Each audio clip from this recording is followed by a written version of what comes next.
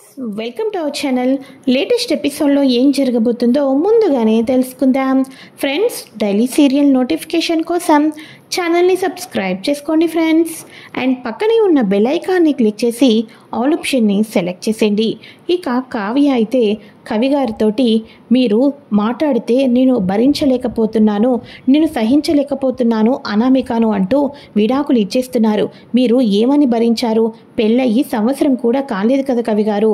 ఒకప్పుడు అనామిక పేరు ఊరు తెలుసుకోవాలి అంటే ఎన్ని ప్రయత్నాలు చేసి ఎంత కష్టపడేవాళ్ళు. ఆ ప్రేమను సాధించడం కోసమే కదా. ఇప్పుడు పెళ్లి చేసుకున్న భార్య మనసు గెలుచుకోవాలంటే ఆ మాత్రం మీరు ఓర్పు సహనం ఉండాలి. తను మీ నుంచి ఏమీ కోరుకోవటం లేదు, ప్రేమనే కోరుకుంటుంది. ఒక్కరోజైనా ప్రేమతో మాట్లాడి చూడండి, తనలో తప్పకుండా మార్పు అనేది వస్తుంది కవి గారు అని చెప్పేసి మన కళావతి అయితే కళ్యాణ్కి మనసు మార్చి వాళ్ళిద్దరూ కలిసిమెలిసి ఉండే ప్రయత్నం అయితే చేస్తుంది. మరోపక్క రాజ్ కూడా అనామికతోటి భార్యాభర్తలన్నాక ఎవరిదో ఒకరిది తప్పు ఉంటుంది అనామిక, ఆ తప్పుల్ని పట్టుకొని ముందుకు వెళ్తే భవిష్యత్తే లేకుండా పోతుంది. అయినా వాడి మనస్తత్వం ఏంటో, వాడి తీరేంటో, వాడు ఎంత మంచివాడో, ప్రేమించి పెళ్లి చేసుకున్న నీకు తెలీదా? నువ్వు కావాలని నిందలు వేస్తున్నావు. నీ మనస్సాక్షిని అడుగు. వాడికి ఇప్పుడు పెళ్లి చేసుకున్న తర్వాత ఏ రోజైనా వాడితో మనస్ఫూర్తిగా మాట్లాడావా? వాడిని సంతోష పెట్టావా? వాడితో కనీసం ఒక 5 నిమిషాలైనా మనస్ఫూర్తిగా మాట్లాడడానికి ట్రై చేస్తే వాడి మనసులో ఉన్న ఫీలింగ్స్ అన్నీ నీకు అర్థమవుతాయి. నువ్వు విడాకులు తీసుకొని విడిపోతామంటే ఇక మేము చాలా బాధపడతాం. వాడు నువ్వు ఎప్పుడూ హ్యాపీగా ఉండాలి. ఒక్కసారి నీ మనసులో ఉన్న ఫీలింగ్స్ అన్నీ చెప్పి చూడు, వాడు తప్పకుండా మారుతాడు అని చెప్పేసేసి ఇక మన రాజ్ కూడా అనామికతో చెప్తూ ఉంటాడు. ఈ డిస్కషన్ అంతటిని విన్న రుద్రాని అమ్మో అమ్మో అమ్మో, ఈ భార్యాభర్తలను విడదీయాలని నేను అనుకుంటుంటే ఈ రాజ్ ఏంటి అనామిక మనసు మార్చేటట్టున్నాడు. ఎట్టి పరిస్థితుల్లోనూ జరగకూడదు. నా కళ్ళ ముందు కుటుంబం అంతా సంతోషంగా కలిసిపోతే ఇక నేనెందుకు ఇక్కడ ఏముండి ఏం చేయాలి అని చెప్పేసేసి అనామికతోటి ఈ ప్రాబ్లం నుంచి బయటపడాలి అంటే ఒకే ఒకటి మార్గం, అది మీ అమ్మా నాన్న వస్తేనే నువ్వు ఈ ప్రాబ్లం నుంచి బయటపడతావు. నీకు కళ్యాణ్కి విడాకులు రాకుండా ఉంటాయి. లేకపోతే ఇంట్లో ఉన్న వాళ్ళందరూ కలిసి ఏం చేస్తారని భయంగా ఉంది.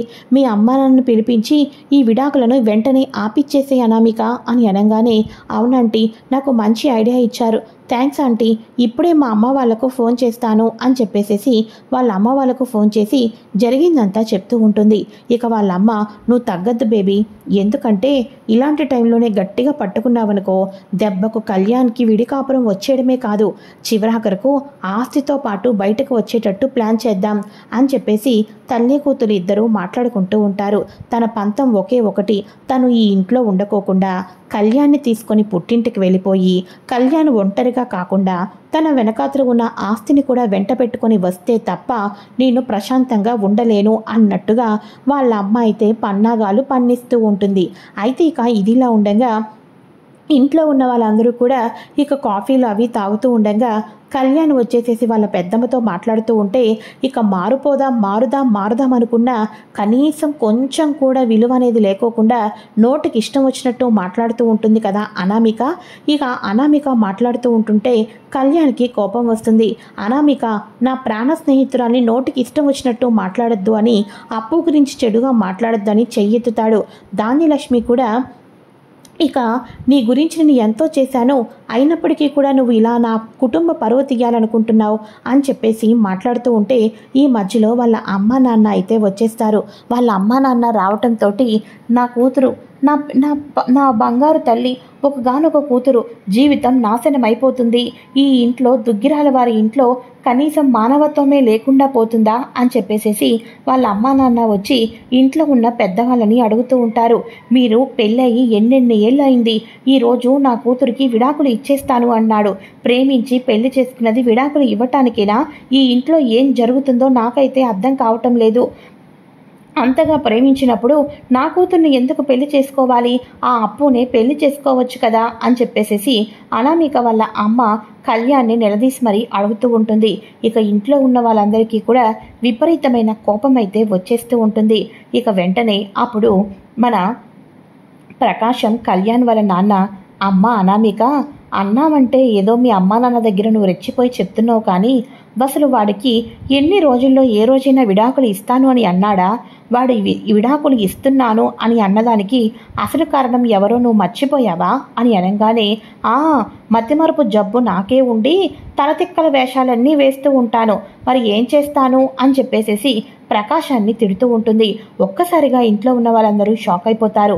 మరోపక్క మన అపర్ణాదేవి, అనామిక, చేతులారా నువ్వే నీ కాపురాన్ని చేజార్చుకుంటున్నావు, అనాల్సినవన్నీ నువ్వు అనేసావు, నా కోడల్ని తిట్టావు, ఇంట్లో ఉన్న పెద్దవాళ్ళకు మర్యాద లేకుండా మాట్లాడుతున్నావు, మరి నువ్వు ఇంత దిగజారిపోతున్నావని నాకు అస్సలు అర్థం కాలేదు అని అనగానే, అవునవును, దిగజారుడుతనం గురించి నువ్వే చెప్పాలి అని చెప్పేసేసి అపర్ణాదేవిని కూడా ఇష్టం వచ్చినట్టు మాట్లాడుతూ ఉంటుంది అనామిక. ఇక వెంటనే రాజ్కి అనామిక అని చెప్పేసేసి గట్టిగా అరవటంతో అనామిక, ఏంటి బావగారు, ఏంటి నేను నిజాలు మాట్లాడుతుంటుంటే మీ అందరికీ నొప్పి వస్తుందా అని చెప్పేసి అనగానే, ఇక వెంటనే, అవును బాబు, నా కూతురు జీవితం నాశనం అయిపోతుంది, అందుకనే మాకు ఇంత నొప్పి వస్తుంది, మేము ఇలానే మాట్లాడతాం అని అనగానే, అసలు మీరెంత, మీ బతుకులు ఎంత, మా అమ్మ నాన్నను, మా బాబాయిని, మా నానమ్మ తాతయ్యను వచ్చి నిలదీసే అంత అసలు తప్పంతా అనామికలో లేదు, మీలో ఉందని మాకు ఇప్పుడే రుజువైంది. అసలు ఈ ఇంట్లో మానవత్వం ఉందా లేదా అని అడుగుతారా? మంచి అనేది లేకుండా పోతుందా? అసలు మానవత్వం అనేది ఉందా లేదా అన్నది మీకే తెలియాలి. మీ తల నిండుగా అప్పులు ఉంటే కూతురు పెళ్లి చేస్తున్నప్పుడు అప్పులు వాళ్ళు వచ్చి అడ్డుపడితే 2 కోట్ల రూపాయలను మరొక ఎవరికీ తెలియకోకుండా అప్పును తీర్చాం. అప్పుడు మీకు మానవత్వం అనేది గుర్తుకు రాలేదా? అప్పనంగా 2 కోట్ల అప్పు తీరినప్పుడు దుగ్గిరాల వారి ఇంటి గొప్పతనం ఏంటో తెలీదా? ఆ రోజే నీ కూతుర్ని కాదు అని అనుకుంటే ఈరోజు ఈ ఇంటికి అనామిక కోడలు అయ్యేదే కాదు. అలాంటి ఇంటి వాళ్ళని పట్టుకొని జరిగినవన్నీ మర్చిపోయి ఇప్పుడు ఇష్టం వచ్చినట్టు మాట్లాడతారా అని చెప్పేసి అనగానే, ఇక అప్పుడు అనామిక అంటూ ఉంటుంది, చూడండి బావగారు, జరిగిపోయినవన్నీ జరిగిపోయినాయి అని అనగానే, ఒక్క నిమిషం, ఈ ఇంట్లో ఏం జరుగుతుంది?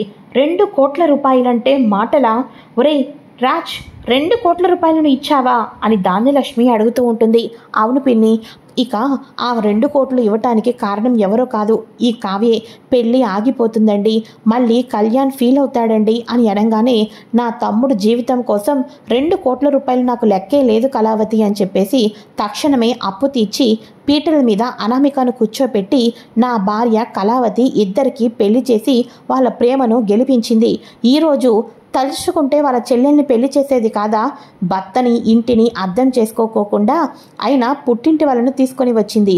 తనకు మొన్నే చెప్పాం, ఏ సమస్య అయినా మన 4 గోడల మధ్యలో, మన కుటుంబం మధ్యలో తేల్చుకోవాలి అని.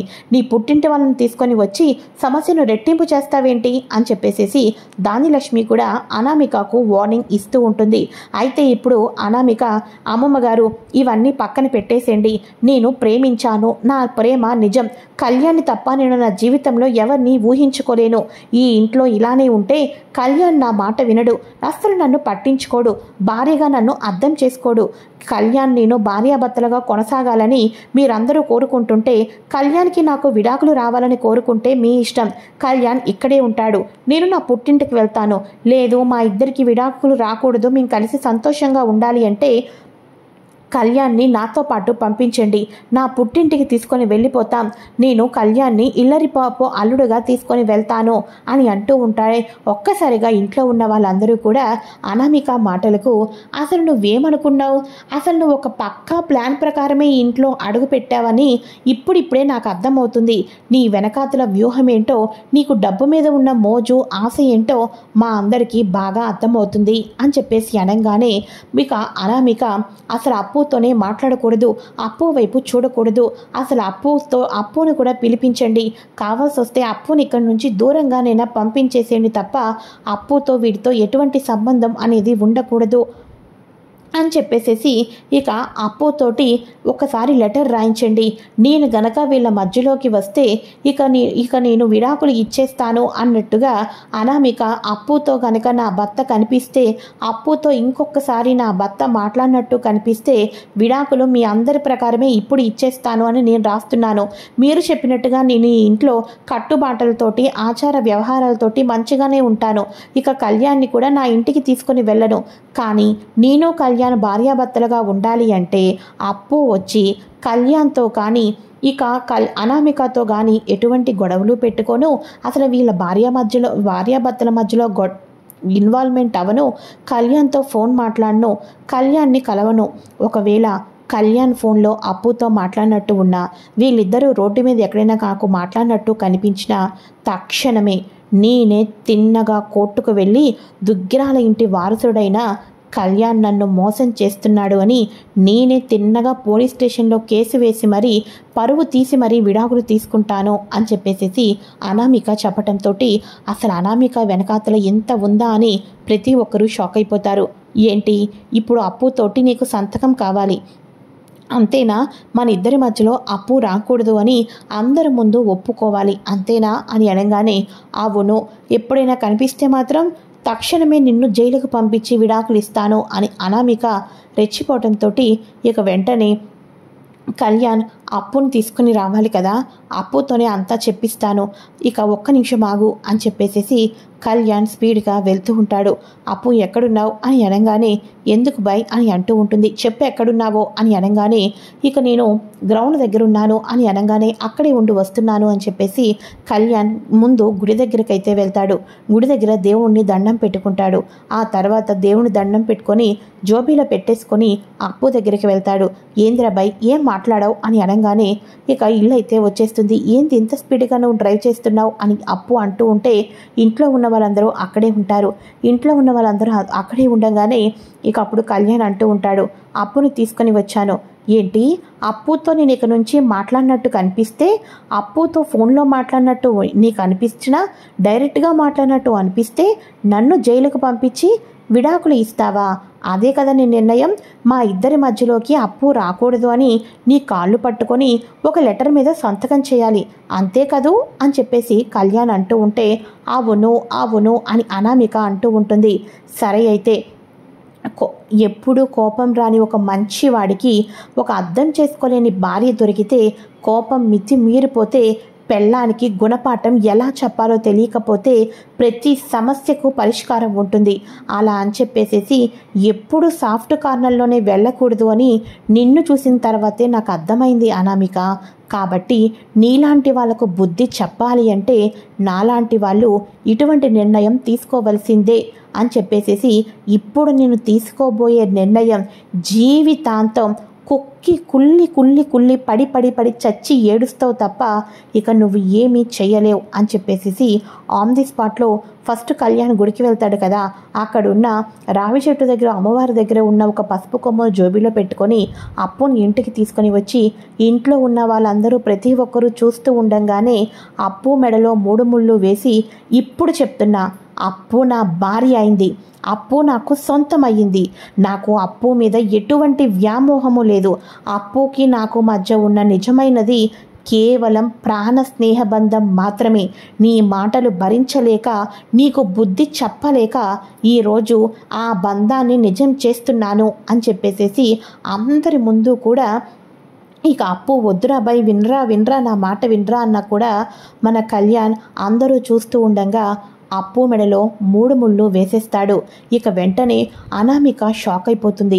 అనామిక తల్లిదండ్రులు నా కూతురు జీవితం అన్యాయం అయిపోయింది, నేను ఇప్పుడు కోర్టుకి వెళ్తాను అని అనగానే నేను కోర్టుకి వెళ్తాను ఎందుకో చెప్పమంటారా? చెయ్యని తప్పుకు శిక్ష వేసింది నీ కూతురు అని అన్ని సాక్ష్యాలతోనే ఉన్నాయి. ఆ సాక్ష్యాలన్నీ చూపిస్తాను.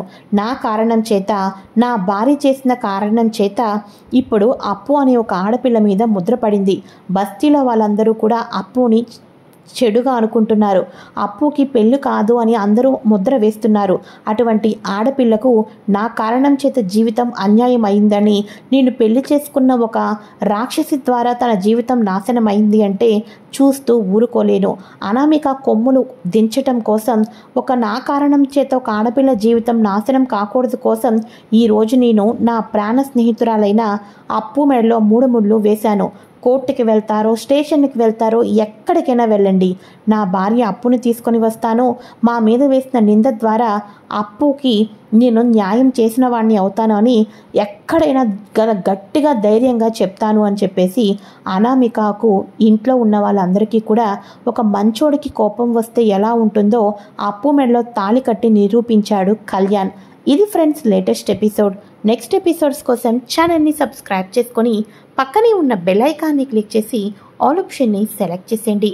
Thanks for watching friends. Bye.